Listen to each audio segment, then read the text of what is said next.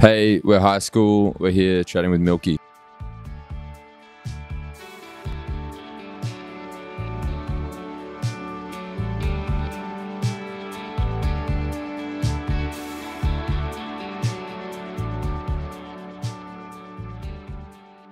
It sort of started during COVID, or like just before COVID, like 2020. Myself and Scotty have been in bands together since we were like pretty young, since we were like teenagers. Yeah, we were kind of in a shoegaze band before this, and that sort of dissolved, and then we wanted to try something different, and we kind of started with an aesthetic, like visuals before like the sound really, and we kind of had a look that we wanted to sort of portray, and then yeah, we just started the band and started making and producing music.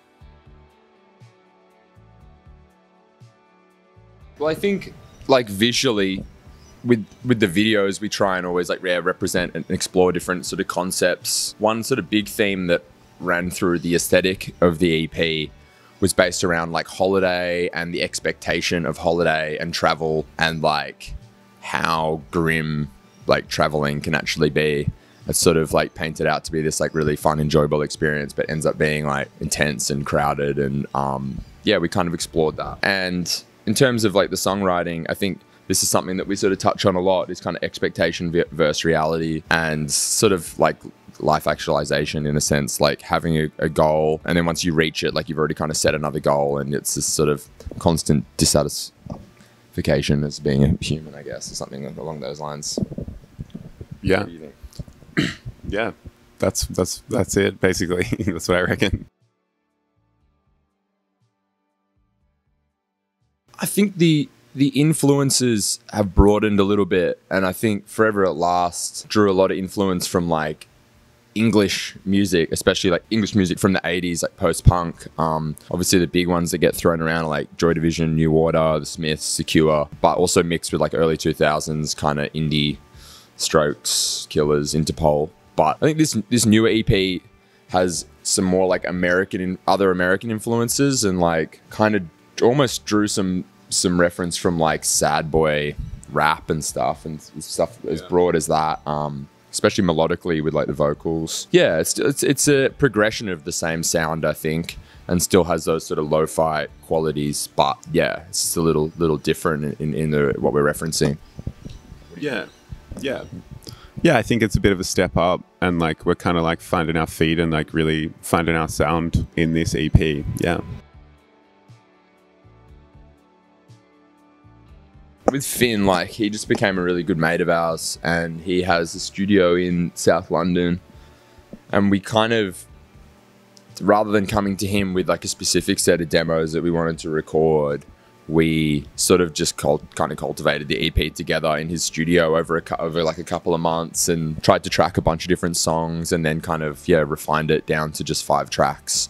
But it's very collaborative with him, and like I think the essence of like why we wanted to work with him and why it gelled so well was because he shares like really similar kind of taste in music, and he was really across sort of what sort of sound we wanted to get out of the recordings. And like, yeah, he's a good mate and easy to work with. And Philippe, who mixed the whole EP, is like a really interesting character. He lives in Paris, and he's like got really hectic OCD, and he's like super into mixing in a pretty interesting way. We would kind of send him a song, and then he'd like we wouldn't hear from him for a week, and he'd just like walk around listening to the track, and then he'd come back telling us that like the mix had like appeared to him, and he'd send us something. But yeah, he's definitely an interesting character and smashed it. He did a really good job. And then Ben, who mastered it, I don't know if he's done heaps of mastering before, but he's great. Yeah. He did like Blur. He's done Blur in the past, and I don't know who else has he worked with. He worked with Depeche Mode, yeah. And so he was the team we had working on this EP was just so good, and I feel like they sculpted the sound a lot. Yeah. You know, they were great, from Finn to Philippe, and then Ben as well with his masters. Yeah, really psyched.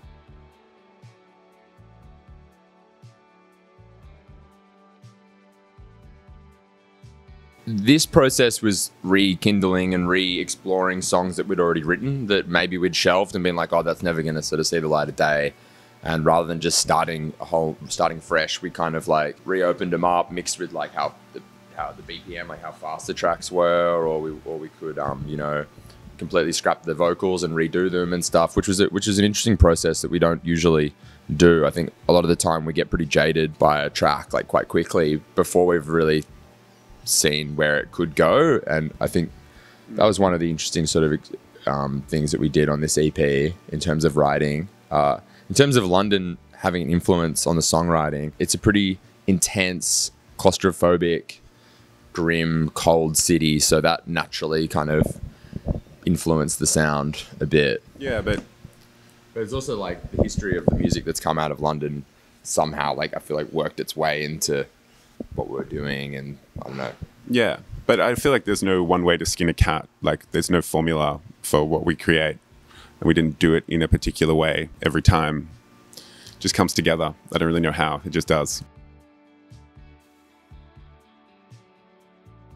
They complement each other. At least that's what we try to do. Is let each one bring the other kind of medium up. I feel like the art doesn't stop at the music. You know, like everything that surrounds the music is of equal artistic value. Yeah, we try and make the visuals like equally sort of nuanced as the music, and explore all sorts of different things. But yeah, the visuals are super important to us. Yeah, super important. Yeah.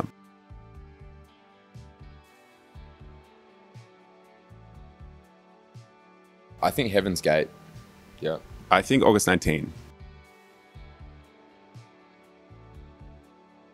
The show we played like a month ago at the Lansdowne was so good. It was such a great show. Yeah. In Australia, we're playing with a drummer, which has been really good experience. And usually we play with a drum machine, but wanted to sort of mix it up and try something different. And that's been great for like dynamic and like bringing more of a full sound to our live show. But yeah, going forward and going to Japan and America and stuff, we're keeping it pretty tight knit, like skeleton crew, just with the drum machine, 2 guitars, bass and synth. We've got a pretty tight little live set going at the moment, and trying to play the Accelerator in its entirety and the best picks out of Forever at Last, and then yeah, a few other singles. Trying to play Cult live is really hard, but we're sort of getting better at it. It's just such a studio song with like so many different elements, so trying to do that live has been really hard, but we're slowly getting there. Yeah. A few covers as well, maybe. We'll chuck in.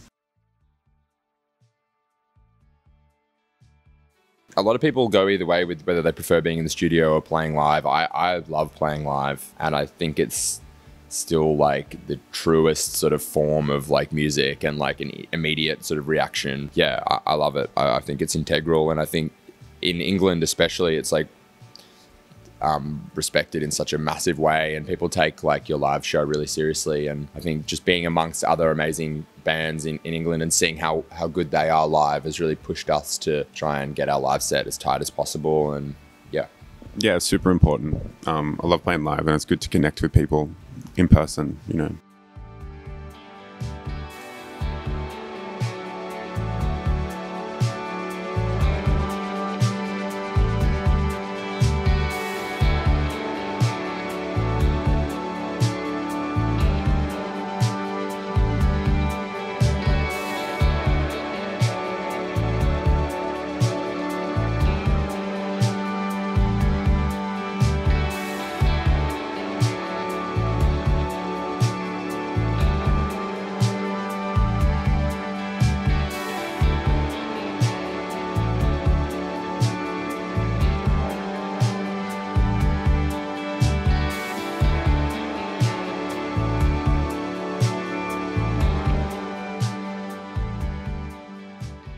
That's so hard.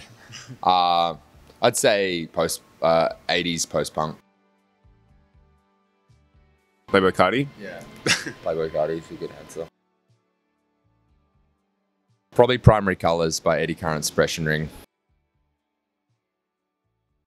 Fallen Angels. That would be cool. What about like Martyrs or some sort of hectic horror film? I love that film.